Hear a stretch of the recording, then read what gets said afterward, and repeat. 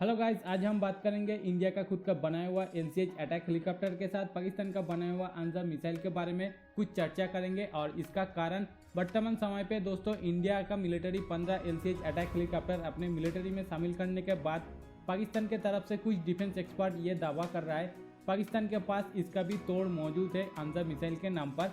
तो गाइस, आज हम देखेंगे इंडियन LCH अटैक हेलीकॉप्टर के साथ पाकिस्तान का अंजा मिसाइल का एक कंपैरिजन और इसके साथ कुछ बात चर्चा करेंगे जो रियल कॉम्बैट सीनरी में और फुल स्केल जंग के दौरान अगर ये दोनों हथियार एक दूसरे के आमने सामने होता है तो उस समय पे ये दोनों हथियारों में से कौन ज़्यादा पावरफुल साबित होगा और किसका ज़्यादा इफेक्टिवनेस ज़्यादा होगा, इसके बारे में चर्चा करेंगे। और दोस्तों यहाँ पे एक बात कहना चाहूँगा, यहाँ पे जो भी इंफॉर्मेशन दिखाया गया है वो पिछले कई सारा वार में मिला हुआ एक्सपीरियंस के ऊपर ये एक्सपीरियंस शेयर किया गया है।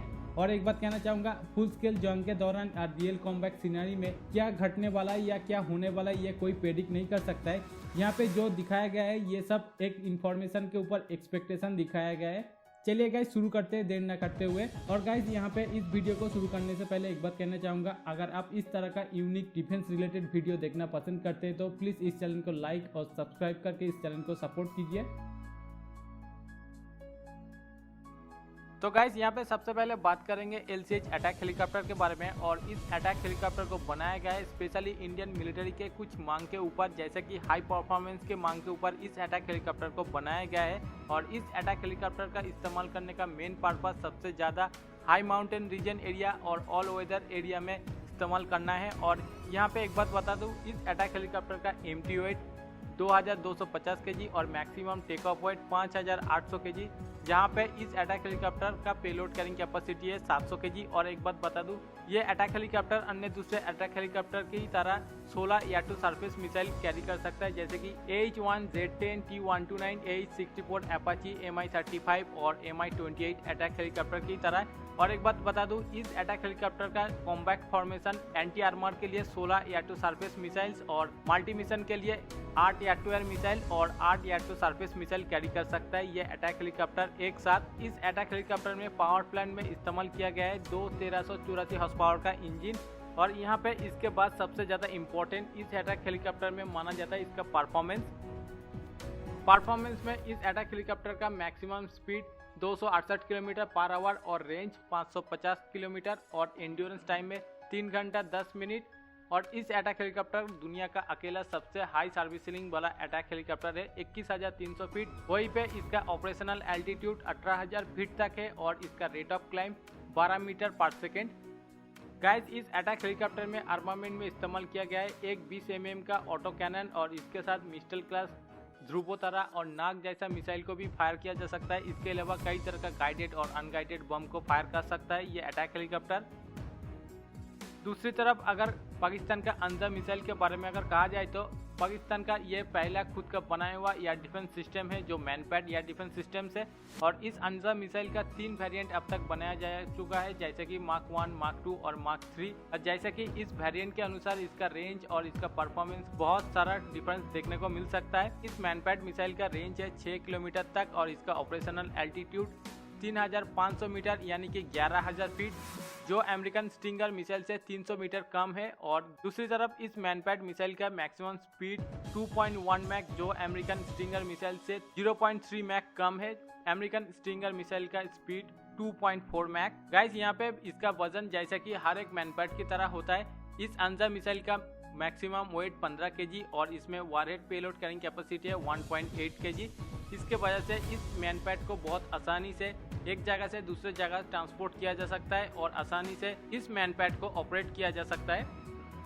तो गाइस, ये था ये दोनों हथियार के बारे में कुछ जानकारी। मगर आप देखेंगे ये दोनों हथियार रियल कॉम्बैट सीनरी में अगर एक दूसरे के आमने सामने होता है तो उस समय पे दोनों हथियारों का क्या रिएक्शन होगा एक दूसरे के अगेंस्ट में, उसके बारे में थोड़ा चर्चा करेंगे। और यहाँ पे देखेंगे ये दोनों हथियारों का एडवांटेज के बारे में। तो गाइस, यहाँ पे सबसे पहले मैनपैड की अगर बात की जाए तो पाकिस्तान का अंजा मैनपैड मिसाइल का जो कीमत है इंडियन LCH अटैक हेलीकॉप्टर के तुलना में कई सौ ज़्यादा गुना कम है और इसलिए ये कम और सस्ता होने से ये एक कॉस्ट इफेक्टिव वेपन साबित होगा अटैक हेलीकॉप्टर के अगेंस्ट में।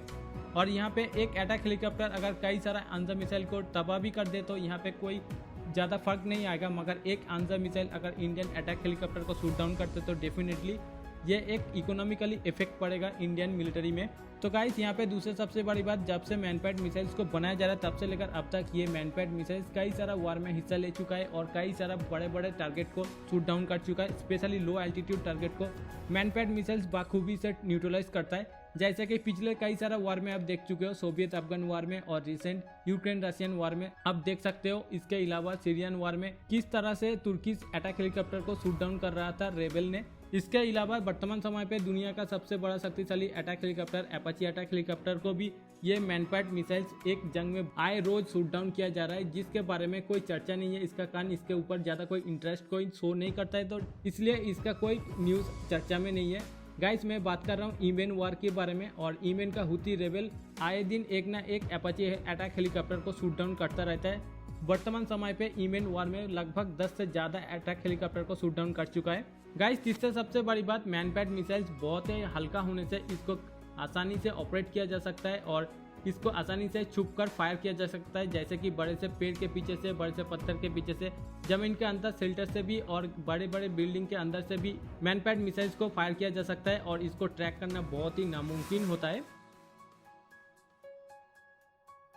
दूसरी तरफ अगर LCH अटैक हेलीकॉप्टर के बारे में अगर बात की जाए तो LCH अटैक हेलीकॉप्टर के पास भी बहुत सारा ऑप्शन वर्तमान समय पे मौजूद है, जो अंजा मिसाइल से बच सकता है या तो अंजा मिसाइल को डिस्ट्रॉय कर सकता है। जैसा कि वर्तमान समय पे LCH अटैक हेलीकॉप्टर में दुनिया का सबसे शक्तिशाली एडवांस एवियोनिक्स और एडवांस इलेक्ट्रॉनिक सिस्टम्स को इस्तेमाल किया जा रहा है, जैसे कि इस हेलीकॉप्टर में इस्तेमाल किया गया है एल्बिट का compass opto electronic systems, missile approach warning systems, sharp radar, laser designation और इसी का लेजर रेंज फाइंडर, और इसके अलावा नेक्स्ट जनरेशन चैप्स और फ्लेयर को इस्तेमाल किया गया है, जहां पे बाखूबी से एक मैनपैड मिसाइल्स को न्यूट्रलाइज किया जा सकता है।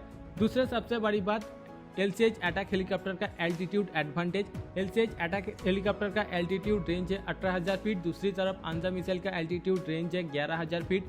और यहाँ पे एक बात कहना चाहूँगा, LCH में बहुत ही ज़्यादा शक्तिशाली अपर्चर सिस्टम और कैमरा इस्तेमाल किया गया है, जिसकी वजह से 11,000 फीट ऊंचाई से भी एक LCH अटैक हेलीकॉप्टर अपने मिशन को अंजाम दे सकता है, और यानी कि जहाँ पे अंजा मिसाइल को तैनात है उस जगह पर जाकर अपने मिशन को कंप्लीट करके वापस आ सकता है, और उस जगह पर अंजा मिसाइल होते हुए भी अटैक हेलीकॉप्टर को टच नहीं कर सकता है इसका एल्टीट्यूड रेंज की वजह से। तो गाइस तीसरे सबसे बड़ी बात, वर्तमान समय पे अमेरिका अपाची हेलीकॉप्टर में जैसा लॉन्गबो राडार को इस्तेमाल कर रहा है, स्पेशली ग्राउंड टारगेट को आइडेंटिफाई करने के लिए और एक टारगेटिंग पोर्ट के तौर पर इस्तेमाल कर रहा है, उसी तरह से LCH अटैक हेलीकॉप्टर में भी इंडिया अपना खुद का बनाया हुआ ऐसा ग्राउंड टारगेट राडार को इस्तेमाल करेगा। और यहाँ पे इंडियन अटैक हेलीकॉप्टर बहुत दूर से एक मैनपैड मिसाइल को टारगेट कर सकेगा और ट्रैक कर सकेगा। जहाँ पे ये मैनपैड मिसाइल्स मौजूद होगा वहाँ पे पहले से ही ट्रैक करके कई दूर से अपने air to surface missile launch करके एक मैनपैड मिसाइल को न्यूट्रलाइज कर सकेगा बहुत दूर से। Definitely Indian LCH attack helicopter के पास ये बहुत बड़ा एक